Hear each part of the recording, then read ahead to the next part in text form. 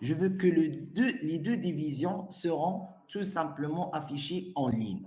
Alors, comment je vais faire? Je vais tout simplement travailler avec la propriété display. Alors, la propriété display, c'est une propriété très, très importante au niveau de l'affichage. Par exemple, si j'ai travaillé la propriété display avec la division, par exemple, je vais dire display, la propriété display, et j'attribuais non, la valeur non.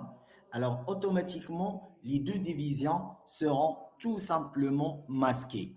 Alors, display avec la propriété non, tout simplement vous permet de masquer un élément.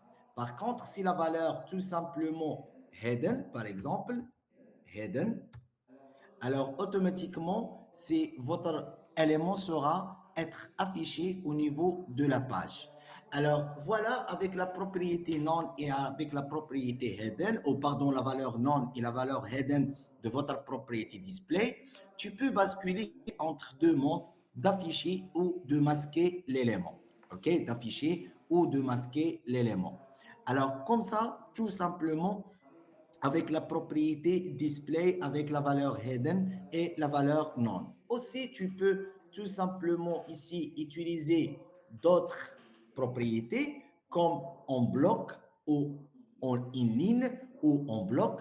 Aussi, tu peux, voilà, par exemple, ici, j'ai demandé quoi? J'ai demandé que le display une ligne ou je demande une display en bloc, voilà, va retourner tout simplement le display en bloc. Alors, comme ça, tout simplement, avec la propriété display, tu peux basculer entre les différents affichages de vos éléments. Alors, pour moi, je vais faire quoi? Je vais tout simplement supprimer le display à partir tout simplement de la propriété de division et je vais appliquer tout simplement sur notre body. Alors ici, je vais dire tout simplement, c'est la propriété display et exactement flex, la disposition flexible actualisée. Alors automatiquement, il va afficher l'une après l'autre. Alors par exemple, si vous voulez tout simplement changer ou par défaut vous avez une disposition une ligne par défaut de display Flix. Par exemple, si vous voulez travailler avec le display Flix et vous voulez tout simplement manipuler et paramétrer la direction. Alors tu peux rajouter direction ou Flix direction.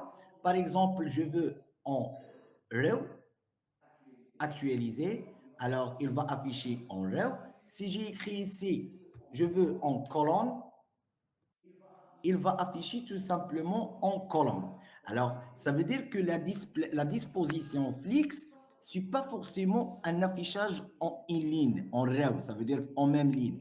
Mais par défaut, la valeur par défaut de la propriété display avec la valeur Flix, c'est par défaut, c'est un affichage une ligne, ce n'est pas un affichage en bloc.